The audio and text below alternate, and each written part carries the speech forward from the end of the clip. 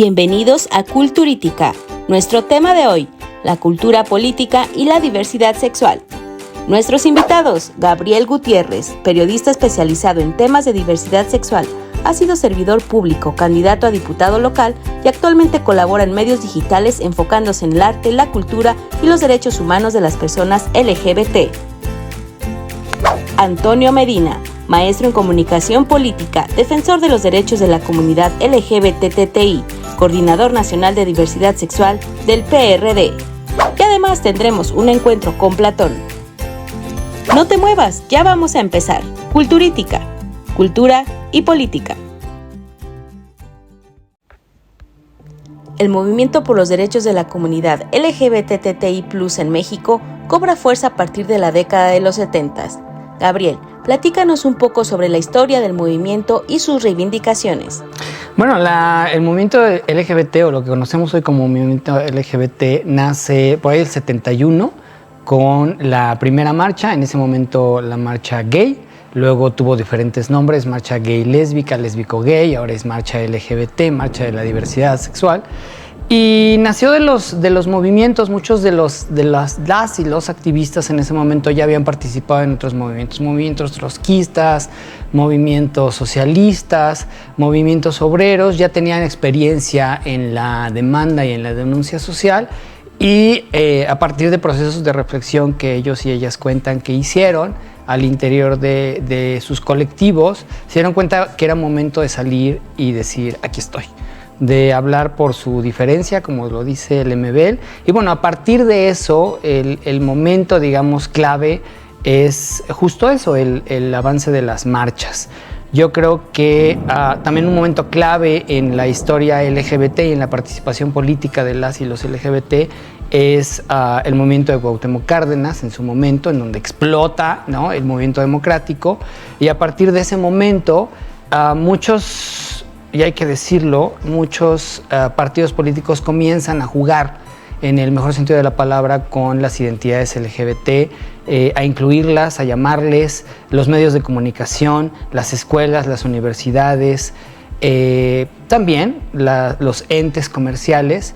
Y bueno, ha devenido, el devenir de la historia LGBT se ha diversificado porque diversos somos, como todas las cosas, estamos presentes en todos lados.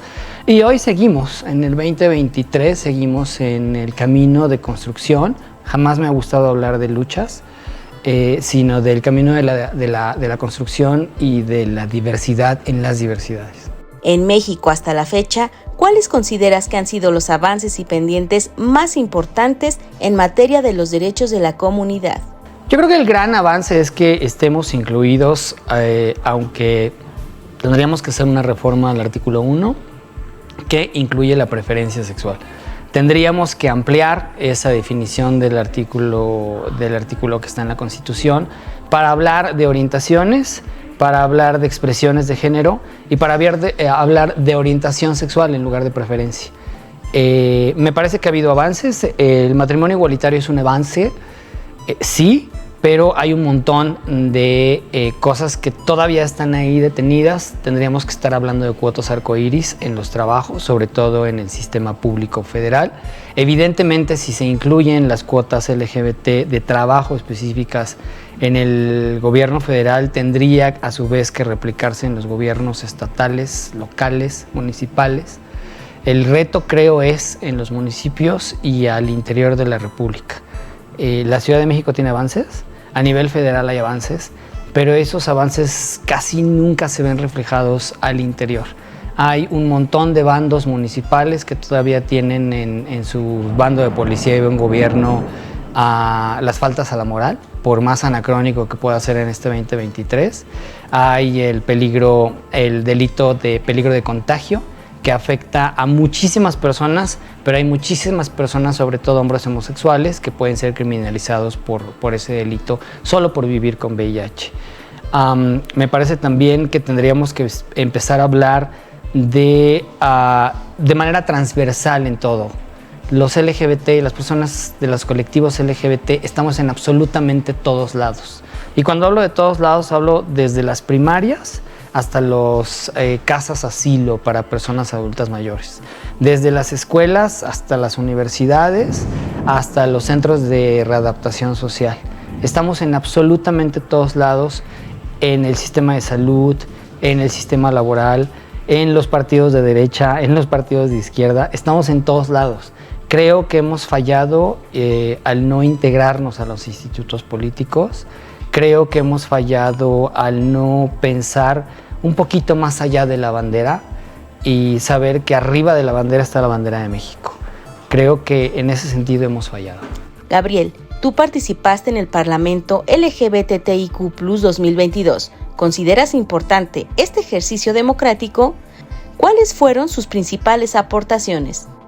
Yo creo que los ejercicios democráticos, como los parlamentos abiertos y en este caso el Parlamento LGBTIQ+, que se realizó en el Congreso de la Ciudad de México, por supuesto que son importantes. Tendríamos que insistir en esta parte de la participación política. Si no estamos dentro de los partidos, que es al final de cuentas en donde se accede al poder, ¿no? Vía los partidos políticos es como podemos ejercer el poder y llegar al poder y a partir de ahí incidir en las políticas públicas. Sí, los colectivos LGBT han estado siempre en el lado activista, siempre han estado incidiendo, pero creo que nos falta incidir todavía más en los partidos políticos. La representación del Parlamento fue importante y lo dijimos. Es importante porque fue en el Congreso de la Ciudad de México y al final de cuentas es una manera de mandarle mensajes a los otros congresos y a las otras poblaciones LGBT de los otros estados de la República, decirles, mira, si aquí ya lo hicimos, tienes este elemento para poder ir a tu congreso y exigir que en tu congreso se haga. Porque la realidad es que vivimos en la Ciudad de México, no son las mismas en Condesa que en Iztapalapa. Exactamente pasa igual, no son las mismas necesidades que se tienen en la Ciudad de México que en Nuevo León o en Yucatán. Entonces sí, hubo avances, hay propuestas. Las y los diputados, en este caso del Congreso de la Ciudad de México, son los que tienen la responsabilidad de retomar esas propuestas que se hicieron propuestas de avances, se hicieron propuestas legislativas, se hicieron puntos de acuerdo y bueno, hay que decirlo, siempre estos ejercicios quedan en la buena fe de las y los diputados, ¿no? Habría que insistir, hay un seguimiento, tendría que decirle que en este caso sí hay un seguimiento y bueno, ahora se va a realizar el segundo.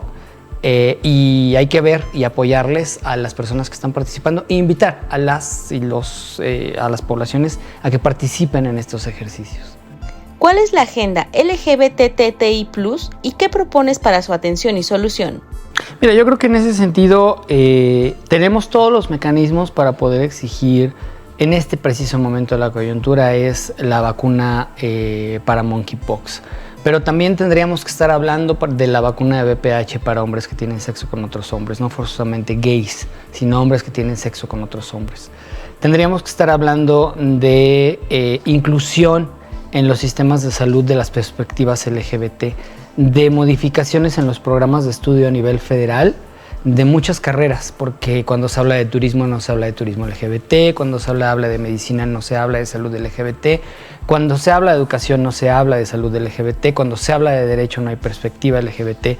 Tendríamos que estar incidiendo en los programas de estudio y hablando con las universidades, en este caso con la UNAM y con la Secretaría de Educación Pública. Hablo como un hombre gay.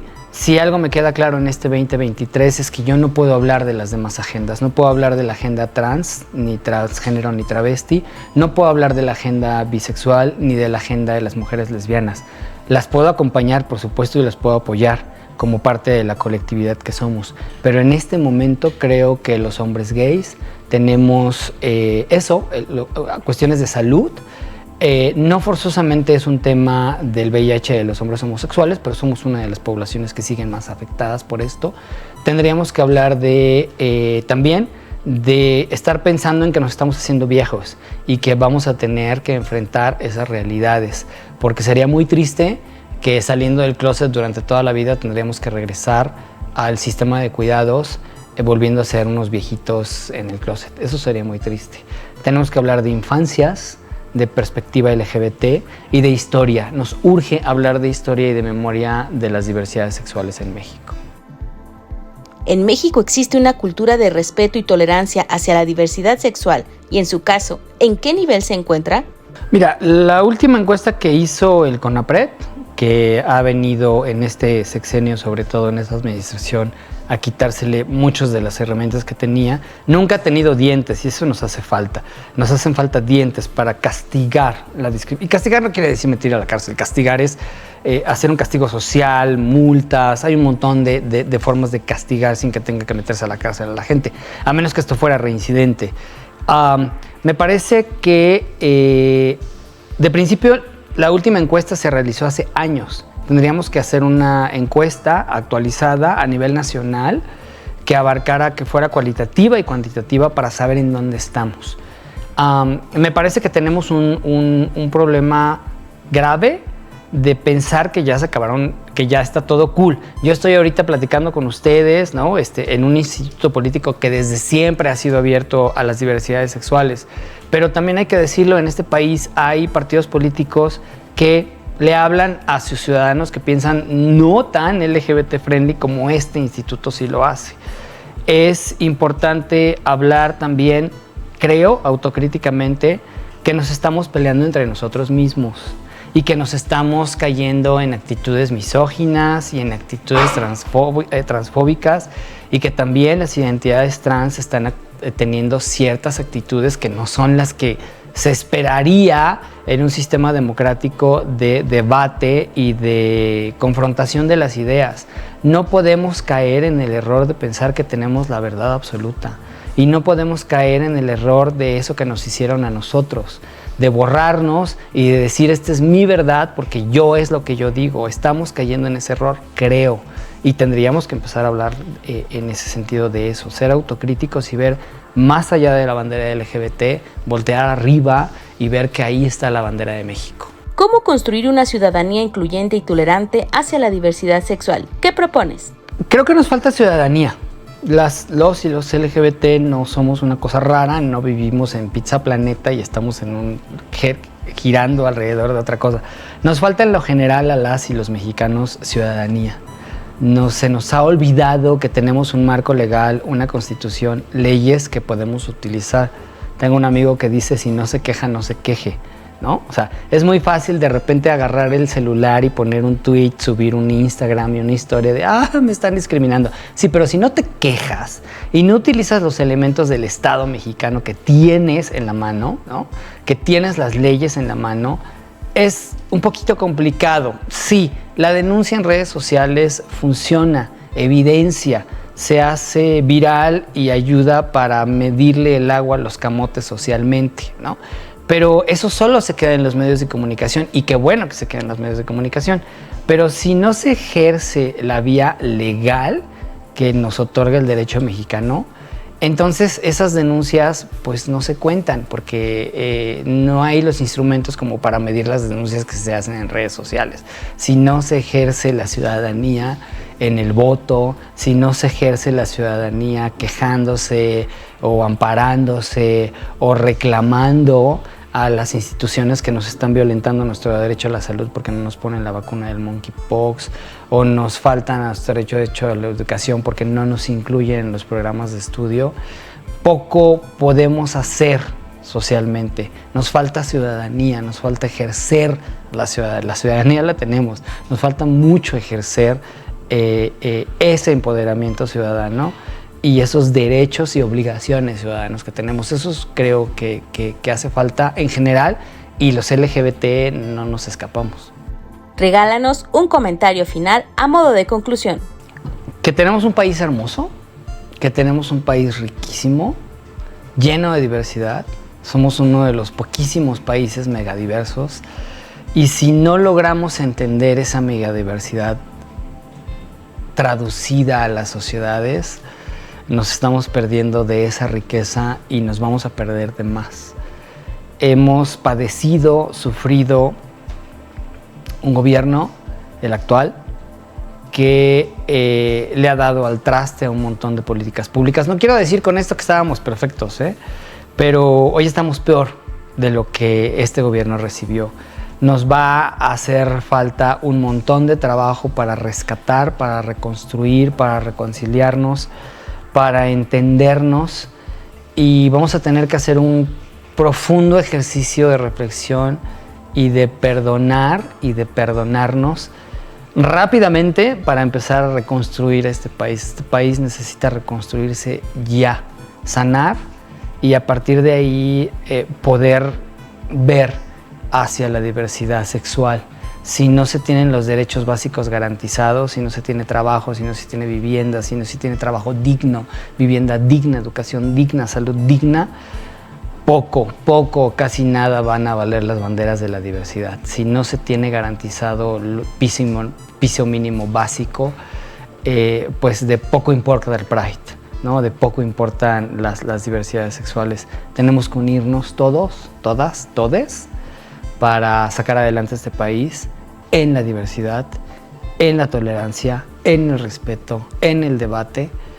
Y en este camino estamos todos, ¿no? El tren se llama México. Y sí, hay un vagón LGBT, pero el tren, si no avanza el tren solito, en este mundo de carriles, en este mundo de vagones, no va a avanzar.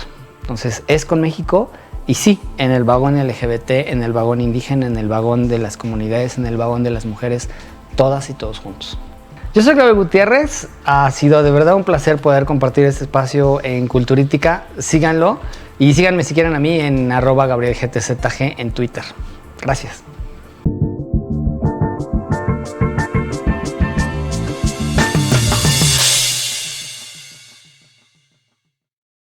Síganme. Vamos a buscar a Platón, el filósofo griego discípulo de Sócrates, maestro de Aristóteles. A este filósofo, los temas políticos siempre ocuparon un lugar central en su pensamiento. Bueno, hasta llegó a concebir un modelo ideal de Estado. Pero esa es otra historia. ¡Platón! ¡Platón! Oye, Platón, por favor, platícame sobre ese chisme de tus diálogos que escribiste. Específicamente ese del banquete donde se habló del amor y del mito de los andróginos. Eso fue hace miles de años. Remember me a mi memoria, que estaba yo echando taco con mi compadre Aristófanes, me explicó que había 3 especies primitivas: el todo hombre, el todo mujer, el mujer y hombre, los andróginos. Oye, Platón, pero en tus diálogos calificas a los andróginos como una especie en todo inferior a las otras 2. ¡Chitón! ¡Cállate! ¡Silence! Que si me escuchan los de la comunidad LGTB y TQQQPW, me hace beber cicuta como a mi maestro Sócrates. LGBTTIQ más. ¡Eso, Ramona! ¿O cómo era? Platón, no te distraigas. Sígueme contando esos chismes. No son chismes, son mis famosos diálogos. Bueno, ya síguele, Platón. Bueno, los andróginos eran dobles: 2 hombres unidos o 2 mujeres unidas, o un hombre y una mujer unidos por el ombligo. Los 2 seres unidos de esta manera, sintiendo amor el uno por el otro. Esta raza de hombres era fuerte, se hizo orgullosa y atrevida al punto de querer alcanzar el cielo. Pero esto no le gustó a Júpiter. ¡No, hombre! ¡Los castigó regacho!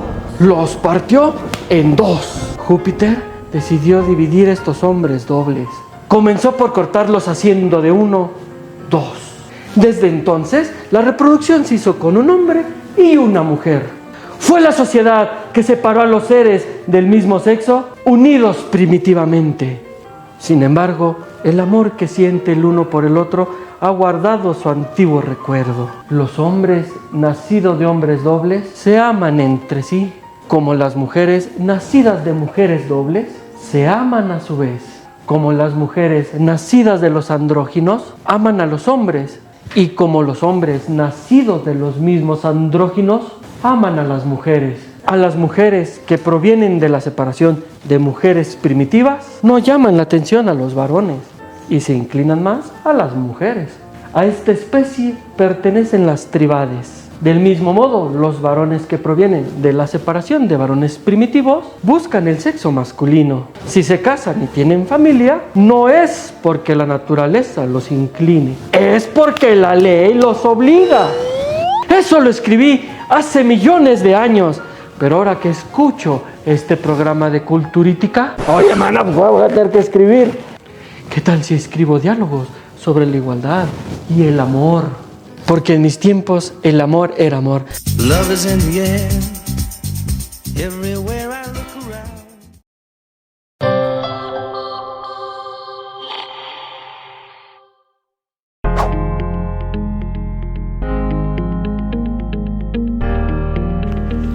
Los primeros contingentes de liberación homosexual comenzaron a aparecer en las marchas de apoyo a la Revolución Cubana y del 2 de octubre.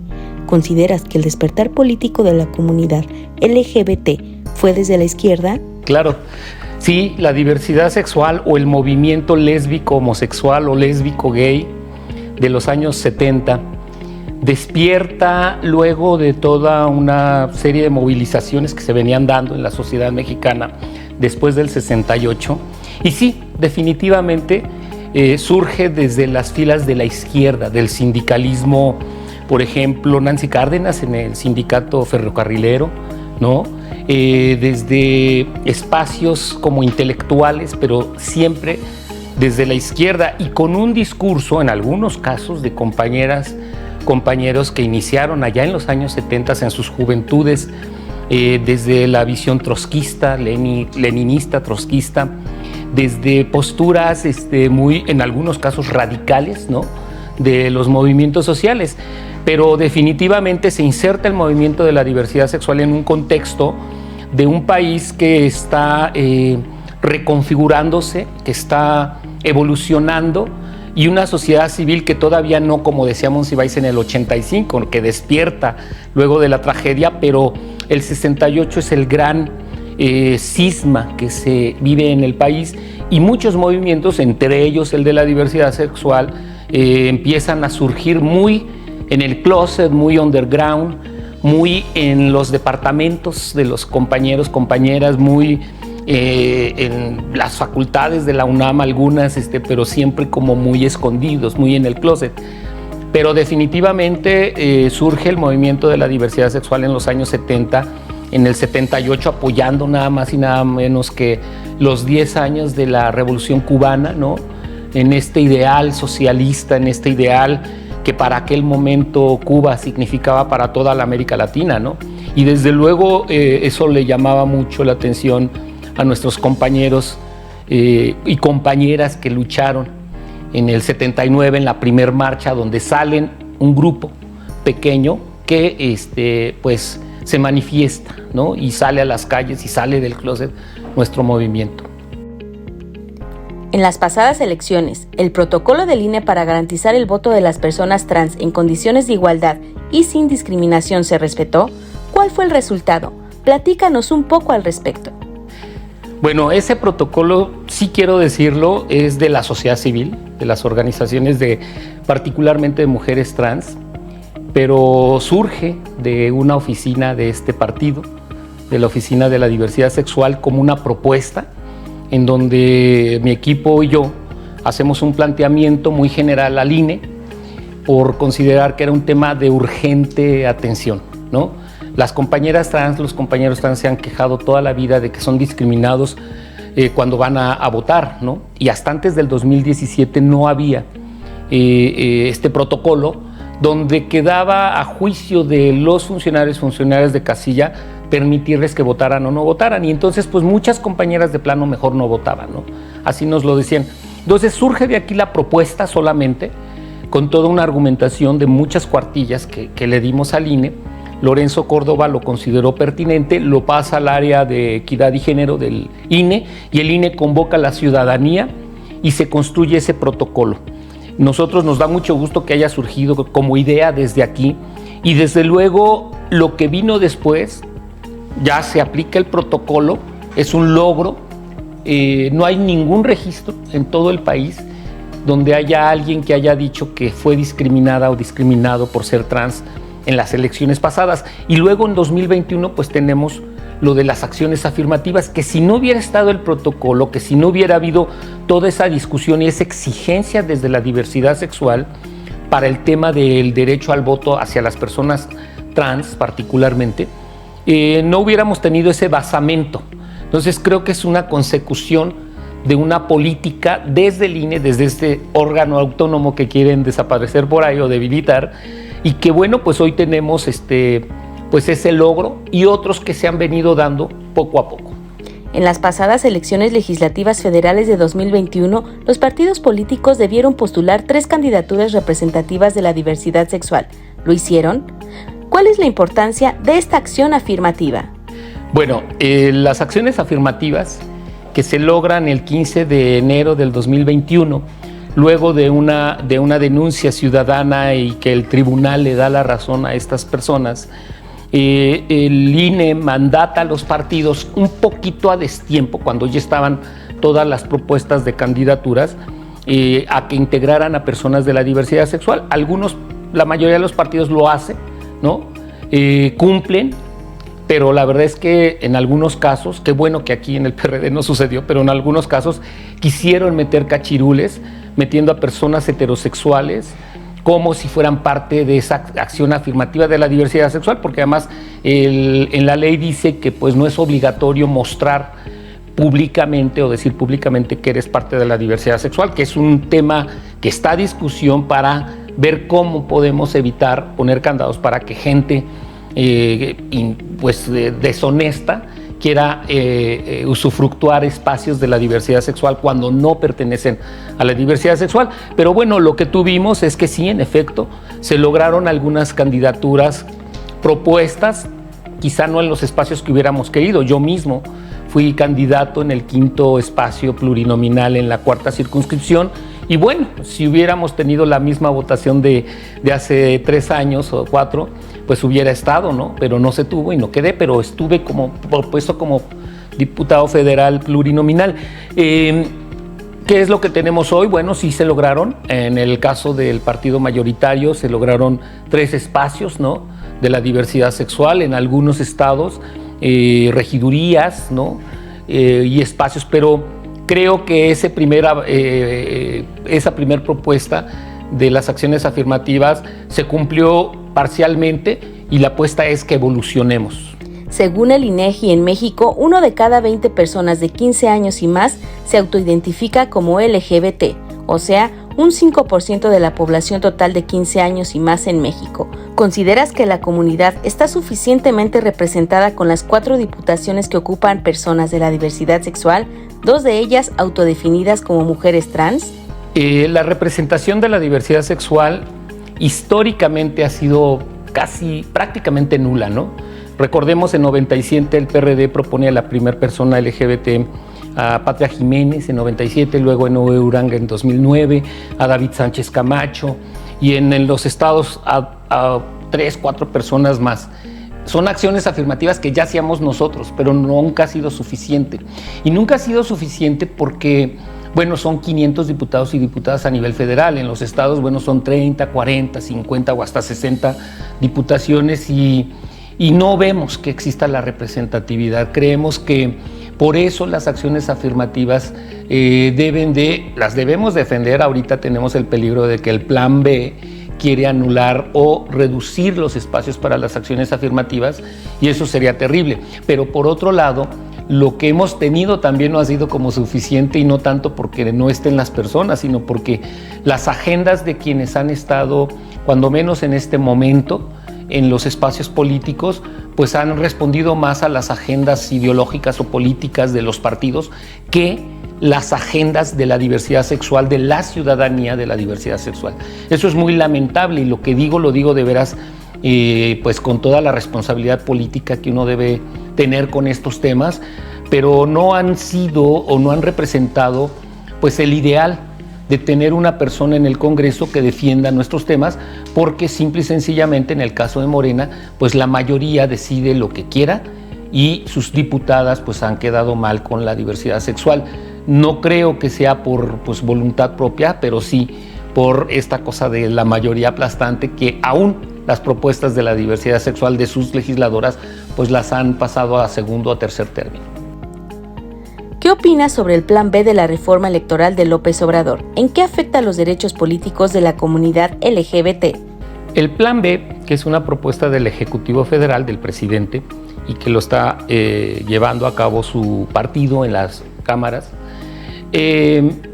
busca reducir las funciones de un órgano autónomo que es el INE, que se encarga de las elecciones, pero lo reduce y lo boicotea en áreas nodales que mantienen las estrategias o las políticas que hoy nos permiten tener, por ejemplo, las acciones afirmativas, ¿no? Que es, para empezar, el gran logro. Yo hice un artículo para el periódico El Universal en donde planteé que era como debut y despedida de lo bonito que eran las acciones afirmativas, pero pues nos había servido para 2021, donde fue parcial el logro. Y bueno, pensaríamos que en la evolución de pues ejercer nuestros derechos en 2024, pues vamos a tener como que pues mucho mejor participación, pero con la propuesta del presidente eso se reduce a menos de la mitad. Entonces eso es porque el INE queda tan dinamitado en sus áreas, tan reducido económicamente, y que además se le da a los partidos, que eso es algo muy delicado, la consigna de que desde los partidos se pueda decidir cuántas y bajo qué criterios se les da como la buena onda de los partidos o de las cúpulas, porque no son todo el partido, sino las cúpulas, las que decidan estos criterios. Eso se me hace terrible, es retardatario. El PRD no debe apoyar esa postura. Y bueno, pues aquí la lucha que estamos dando desde muchos flancos, desde el activismo y desde aquí mismo, desde el partido, lo estamos señalando, de que no podemos aceptar esa propuesta del Plan B y la propuesta que el Ejecutivo Federal tiene, en la que todos los partidos están sumándose, y entre ellos pues también nuestro partido. Entonces ahí tenemos que tener mucho cuidado. ¿Cuáles son los avances y pendientes de los derechos políticos de la comunidad LGBT? Yo creo que el movimiento de la diversidad sexual, en más de 40 años hemos logrado muchas cosas a base de protestar, de salir a las calles, de decir, de deliberar públicamente en las universidades, en los espacios públicos, en los espacios políticos, en los mismos partidos políticos, y eso ha generado logros muy importantes a nivel legislativo y a nivel de políticas públicas. No lo que quisiéramos, no lo que merecemos, pero hemos avanzado. Yo no creo que estemos tan mal para desconocer todos esos logros. El gran problema que tenemos ahorita es la división que se ha generado desde el Ejecutivo Federal en todos los sectores sociales, y no hemos sido la excepción. Nos ha dividido tanto el presidente, que ha cooptado a liderazgos de la diversidad sexual, que los ha consentido para dividirnos o quitarlos de la lucha social, y se los ha llevado al gobierno y los ha callado, a muchos, a muchas. Por suerte hay quienes no, y hay grandes activistas en calle, en territorio, saliendo a decir y a protestar. En los medios de comunicación tenemos grandes aliados, compañeros, compañeras, comunicadores, comunicadoras, que también todo el tiempo están saliendo a plantear todas las críticas que tenemos que hacer.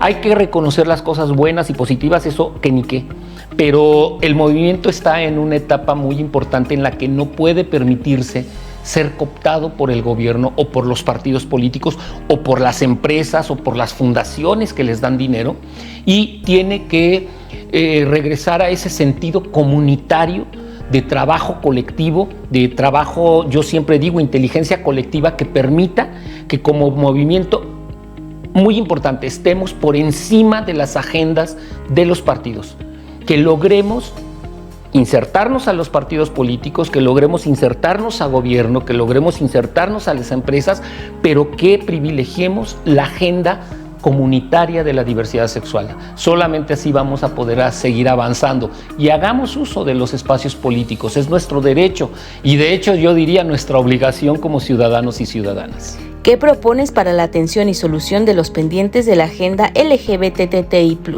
Yo invitaría a todos los cuadros del activismo de antaño, del activismo que fundó nuestro movimiento, a que pasaran la estafeta a las nuevas generaciones, que hubiera un intercambio de ideas, de pensamientos, de planteamientos, que nos escucháramos entre sectores o grupos de la misma diversidad sexual, porque hay que reconocer que a veces entre nosotros mismos tenemos muchas pugnas, que es natural en todos los movimientos, no solamente en el de la diversidad sexual, cualquier movimiento tiene pugnas internas, pero escucharnos, nosotros no somos nuestros enemigos. Ahora sí que el enemigo está allá afuera, está en la ultraderecha o en la izquierda, que dice ser de izquierda, pero a veces actúa peor que la derecha, hay que decirlo, y por desgracia en nuestro partido pues nos ha tocado experiencias terribles con diputados que han votado temas en contra de la línea política de nuestro partido y de lo que históricamente hemos defendido. Entonces, yo creo que una gran conversación, un diálogo intergeneracional, a las nuevas generaciones, pues un poquito decirles que las personas que ya han vivido 20, 30, 40 años en el movimiento tienen mucho que aportarles, y quienes están en esas edades, o como yo que ya estoy cincuentón, pues también asumir que los y las jóvenes tienen propuestas extraordinarias, manejan perfectamente las redes sociales, la comunicación. Entonces creo que puede haber ahí un intercambio que fluya, todo siempre en el tema de construirnos como comunidad, que es un anhelo que siempre hemos tenido muchas, que nos negamos algunos a decir que somos comunidad porque todavía no lo somos, porque no hay el elemento que cohesione culturalmente a nuestra población. Hay mucha división interna, pero eso a través del diálogo y de escucharnos, de escuchar a otros grupos sociales que no necesariamente sean de la diversidad sexual, también interactuar para retroalimentarnos. Y yo creo que el gran cambio cultural puede venir desde ahí, desde la escucha y desde la acción comunitaria. En México, ¿existe una cultura política democrática hacia la comunidad LGBT y al interior de la misma? Yo vuelvo a insistir, la acción comunitaria, como empezamos hace 40 y tantos años, como lo ha hecho Estados Unidos, lo ha hecho Francia, España, Argentina, muchos países que han evolucionado muy bien en estos temas, es lograr superar las diferencias generacionales, por ejemplo, el tema de las personas trans, que en el mismo movimiento de la diversidad sexual son discriminadas las personas trans, particularmente las mujeres. Vuelvo a decirlo, es porque no nos escuchamos, no nos leemos, no hay una interacción donde la otredad, el otro, la otra, no me sea ajeno, como dice el lema de la UACM, nada humano me es ajeno, donde podamos lograr esa empatía y ese decir, bueno, tú y yo luchamos por lo mismo, aunque yo no esté de acuerdo contigo en tal o cual cosa, que es lo que hizo Brasil, lo que hizo Argentina. Superaron sus diferencias, pero todos y todas fueron por las leyes y se metieron a todos los partidos, hasta los de derecha. En España pasó lo mismo. Entonces aquí es el gran llamado que siempre hago, a que más allá del color del partido, que más allá de la empresa en la que estemos o del gobierno en el que estemos, que tengamos una agenda de la diversidad sexual.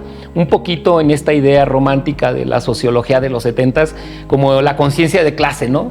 Bueno, pues la conciencia de ser comunidad y de que yo no soy tu enemigo, de que tú no eres mi enemigo ni mi enemiga, sino que luchamos por lo mismo. Quizá tenemos puntos de vista o divergemos en algunas cosas, pero lo esencial es la igualdad, los derechos, que nadie sea violentado o violentada por su identidad de género, por su orientación sexual o por cualquier tema que tenga que ver con su vida como persona de la diversidad sexual. Entonces yo creo que conversar, dialogar y que los partidos políticos entiendan que nuestra agenda no es para el voto solamente, y me lo digo a nosotros mismos como partido, que la agenda de la diversidad sexual tiene que estar intrínseca en nuestros documentos básicos, pero también en el ejercicio, en la praxis política, en donde se deciden las políticas públicas, que es en las cámaras, en los congresos y en los gobiernos, y que quienes se jacten de ser de izquierda lo sean realmente y que no a veces actúen